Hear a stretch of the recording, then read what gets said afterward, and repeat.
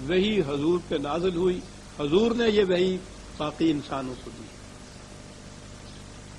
سب سے پہلے وہ وحی نازل ہوئی آپ پہ اور آپ نے آگے دی رسول کے متعلق۔ کبھی ہمارے آپ کے ذہن میں یہ بات بھی آ سکے گی جو خدا کہہ رہا ہے، کیا کہہ رہا ہے؟ آمن الرسول بما انزل الیہ من ربہ والمؤمنون، رسول بھی ایمان لاتا ہے اپنی وحی کے اوپر۔ اللہ اکبر!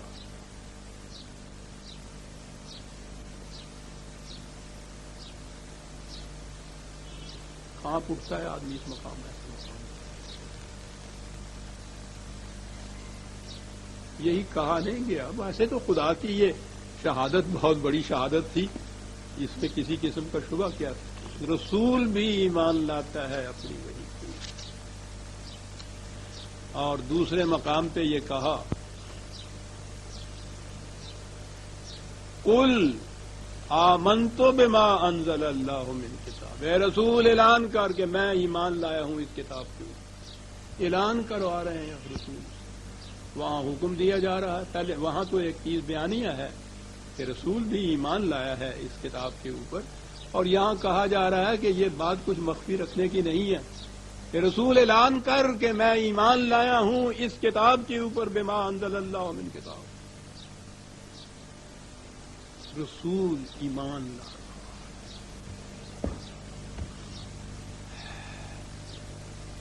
ذرا توجہ سے سننا کا موڈ ہوں تو میں عرض کروں گا، کیونکہ یہ بات تو بڑی اہم ہے۔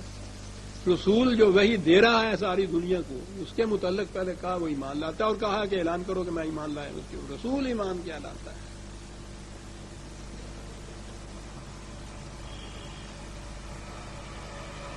رسول پہ وحی نازل ہو، اس وحی کو رسول اللہ صلی اللہ علیہ وسلم نے امت کو دے دیا۔ یہ تو حیثیت ہو گئی رسول اللہ کی، نبوت کی حیثیت جب وحی ملی، رسالت کی حیثیت جب وحی دوسروں کو دے دی۔ اور بار بار رسول اللہ صلی اللہ علیہ وسلم قرآن میں کہہ رہے ہیں، خدا ان سے کہلوا رہا ہے کہ انا بشر مثلکم یوحی الی۔ وحی کا معاملہ جب الگ ہو جائے تو میں تمہارے جیسا ہی ایک بشر ہوں۔ یہاں سے ہمیں وحی میں اور انسان کے اپنے فیصلوں کے اندر ایک بیان فرق بتایا گیا، قرآن نے بتایا۔ یعنی یہ نہیں، میں کیسے جرأت کر سکتا ہوں یہ کہنے کی کہ یہ واقعہ یہ چیز ہوگی، لیکن قرآن نے بتایا کہ جسے بھی آپ بشر کہتے ہیں وہ اپنی طرف سے کوئی فیصلہ بھی اگر کرے گا تو ہو سکتا ہے کہ اس کے اندر اپنی خواہشات، اپنی تمناؤں کا، اپنے خیالات کا کچھ شائبہ اس میں آ جائے۔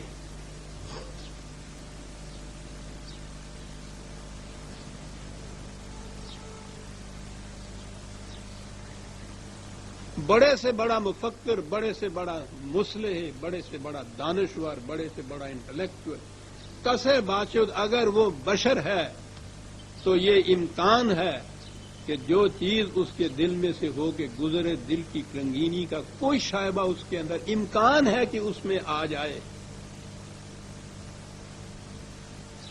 صرف ایک وحی خداوندی ہے کہ جس میں انسانی جذبات کا کوئی شائبہ نہیں ہوتا، وہ جسے انگریزی میں آبجیکٹیولی کہتے ہیں، آبجیکٹیوٹی جسے کہتے ہیں، خارج کی چیز جس میں انسان کے اپنے داخلی جذبات و خیالات اور خواہشات کا کوئی کسی قسم کا عمل، دخل، رنگ آمیزی نہیں ہوتی، نہیں ہو سکتی تھی، اسے وحی کہتے ہیں۔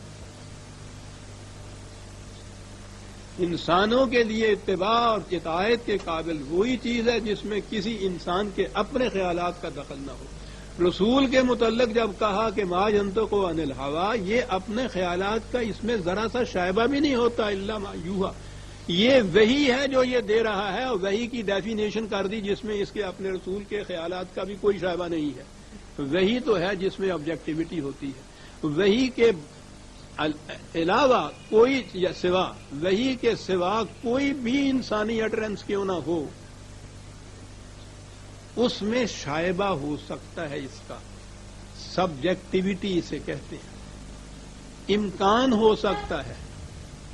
یہ ضروری نہیں کہ دانستہ ہی ایسا کیا جائے، اب تو علم النفس اتنا آگے چل گیا ہے، جا رہا ہے، غیر شعوری طور پر جو چیزیں ہوتی ہیں انسان کے شعور کو اس کا پتہ خبر ہی نہیں ہوتی اس کی۔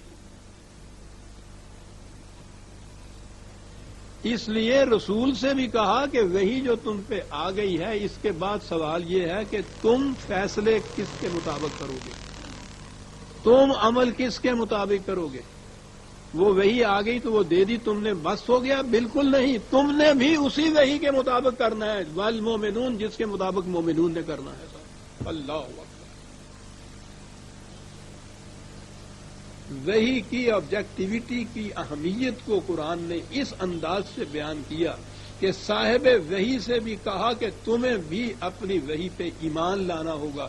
یہ ایمان کیا؟ یہ جو میں نے ابھی عرض کہا ہے، ایمان کے معنی ہے قرآن کی روح سے کہ جس بات کو حق سمجھے اس کے مطابق پھر عمل کرے۔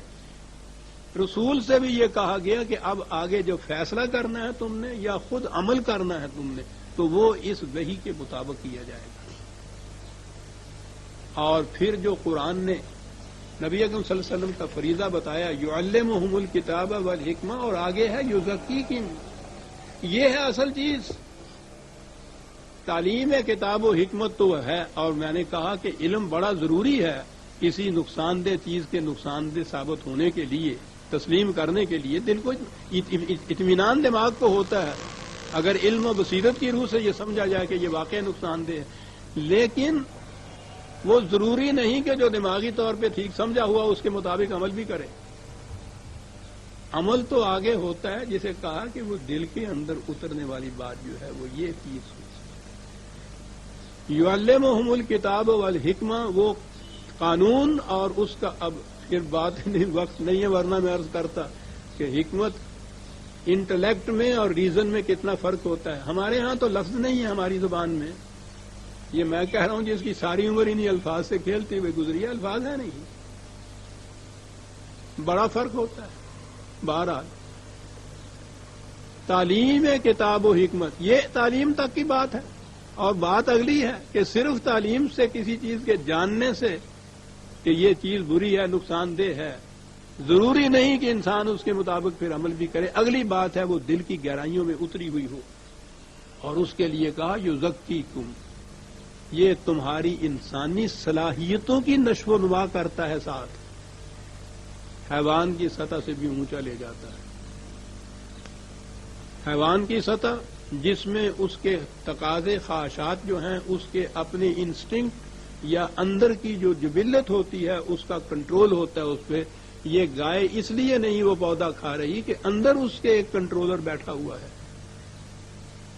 انسان کے بھی اسی طرح خواہشات و جذبات ہوتے ہیں، اس نے کنٹرول کرنا ہوتا ہے وحی کی روح سے دی ہوئی ہدایات اور اقدار کے مطابق۔ یہ انسان کا درجہ ہے، اور اگر نہ تو یہ جبلت اس کو اندر روکے اور نہ یہ خود روکے اقدار خداوندی کی روح سے، تو یہ تو اسفل سافلین میں چلا گیا، یہ حیوانات سے بھی بدتر ہو گیا۔ بل ہم اضل کم واخنا، پتہ ہی نہیں اس کا نام کیا رکھے۔ ہاں، تو تین اہم چیزیں ہمارے سامنے آ گئی عزیزان نمان۔ ایک تو محض اپنے آپ کو مسلمان سمجھ کے مطمئن ہو جانا کہ مسلمان ہو گئے،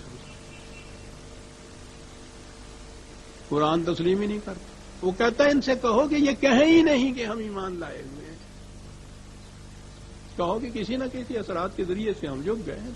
ٹھیک، ایمان اس وقت ہوگا جب وہ دل میں اترے گا، اور اس کی نشانی، اس کا ثبوت یہ ہوگا کہ یہ ان قوانین کی اطاعت کریں گے۔ تو قوانین کی اطاعت جو ہے وہ ہے ثبوت ایمان کی صداقت کا۔ اولئک هم الصادقون کہا، یہ ہیں جو صادق ہیں اپنے دعوی ایمان کے اندر۔